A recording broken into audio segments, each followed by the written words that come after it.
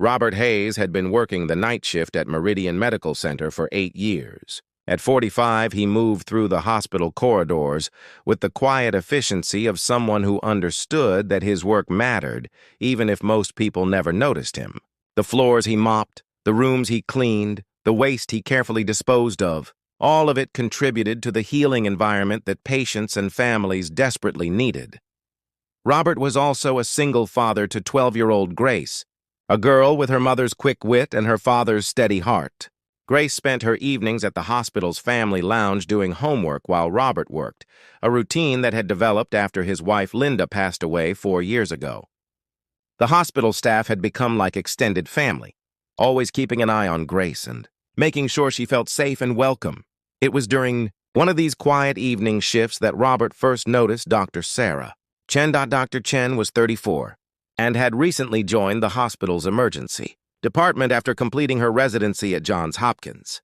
She was brilliant, dedicated, and carried herself with the kind of professional confidence that came from years of rigorous training. But Robert, with the observational skills that came from years of working quietly in the background, noticed things that others missed.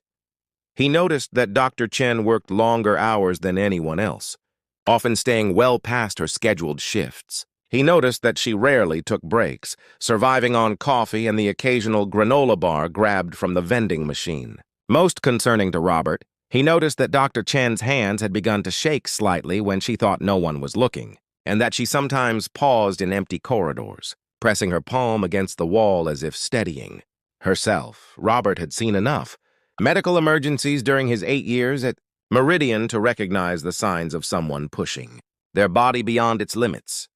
The confrontation happened on a Tuesday night in March. Robert was cleaning the break room on the 3rd floor when Dr. Chen walked in, looking for the coffee pot that had been moved during the day shift. She appeared tired, almost swaying slightly as she searched through the cabinets. "Dr. Chen," Robert said gently, "the coffee station was moved to the other side of the room. Would you like me to show you?" Dr. Chen turned toward him, and Robert could see the exhaustion in her eyes, the way she seemed to be holding herself upright through sheer willpower. "I can find it myself," she said, her voice sharper than necessary. "I don't need help." But as she took a step toward the new coffee station, Robert watched her stumble slightly, catching herself on the counter. "Dr. Chen, are you feeling all right?" Robert asked, moving closer with the instinctive concern of someone who had spent years caring for others. "I'm fine," she snapped, but Robert could hear the tremor in her voice. "Just tired. It's been a long shift." Robert studied her face, noting the pale complexion, the way she was breathing slightly faster than normal, the small beads of perspiration on her forehead, despite the cool temperature of the break room. "When was the last time you ate something?" he asked quietly. Dr. Chen's eyes flashed with irritation. "That's not your concern," she said. "I can take care of myself." Robert nodded, understanding her need for independence, but his parental instincts were telling him that something was wrong. "Of course you can," he said calmly. I have a daughter, and I recognize the signs of someone who's been running on empty." "Don't follow me," Dr. Chen said firmly, pouring coffee with hands that were visibly trembling now. "I don't need anyone checking on me or watching my every move. I'm a doctor. I know what I'm doing." With that, she left the break room, her coffee cup in hand, her posture rigid with determination and pride. But Robert couldn't shake the feeling that something was seriously wrong. Over the next hour, as he continued his cleaning rounds, he found himself paying attention to where Dr. Chen was and how she was moving. Not following her exactly, but staying aware. The way he stayed aware of Grace when she was playing in an unfamiliar place. At 11:47 p.m., Robert was emptying the trash in the supply room near the emergency department when he heard it. A soft thud, followed by the sound of something hitting the floor. He dropped his cleaning supplies and moved quickly toward the sound, his heart racing with the kind of fear that every parent knows. The fear that someone you care about is in trouble. He found Dr. Chen collapsed in the hallway between the supply room and the staff locker area. She was conscious but disoriented, her face pale and her breathing shallow. The coffee cup lay shattered beside her, its contents spreading across the linoleum floor. "Dr. Chen," Robert said, kneeling beside her, "can you hear me?" She looked up at him with unfocused eyes. "Robert?" she whispered. I don't feel well." Robert's years of living in a hospital environment had taught him the basics of medical emergencies. He checked her pulse, rapid and weak. He noticed that her skin was clammy and her lips had a slightly blue tinge. "I'm going to call for help," he said, reaching for the emergency phone on the wall. "No," Dr. Chen said weakly, trying to sit up. "I'm fine. Just need a minute." But Robert could see that she wasn't fine at all. Her symptoms looked like what he'd seen before in patients with severe hypoglycemia or dehydration, or both. He'd watched enough emergency situations to know that Dr. Chen was in real medical distress. "Dr. Chen? When was the last time you ate a real meal?" he asked again, this time with the authority of someone who understood the seriousness of the situation. She tried to answer, but the effort seemed to exhaust her. Yesterday morning, I think. Maybe the day before."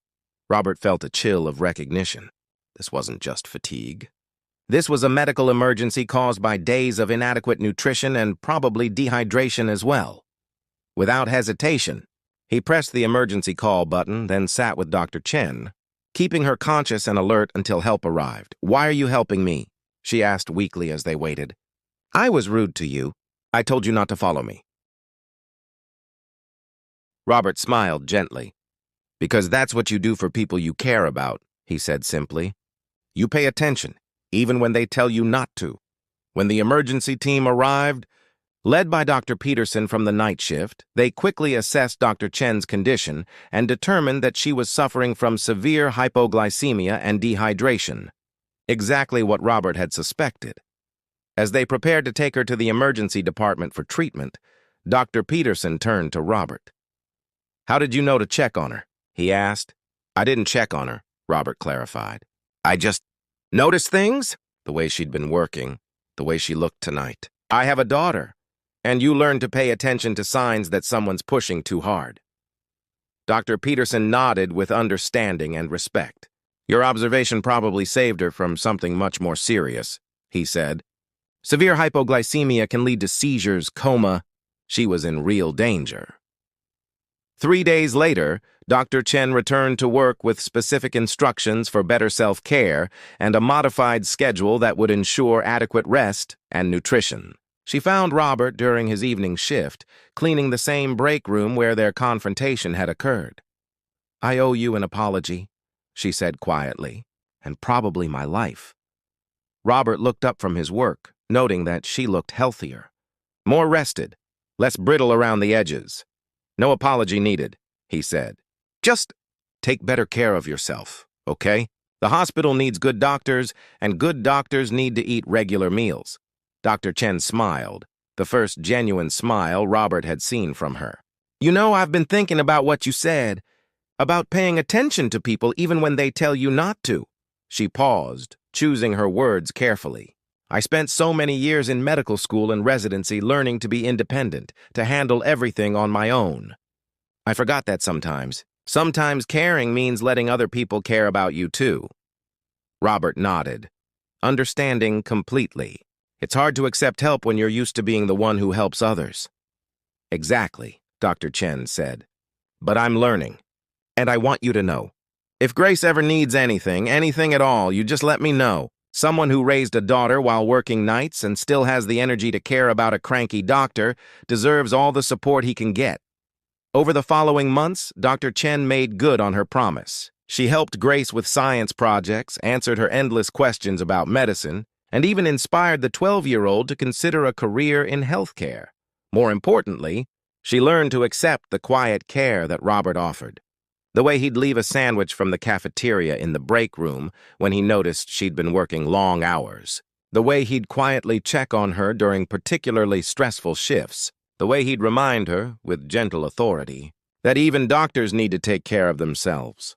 One evening, as Robert was finishing his rounds and Grace was packing up her homework, Dr. Chen approached them with a thoughtful expression.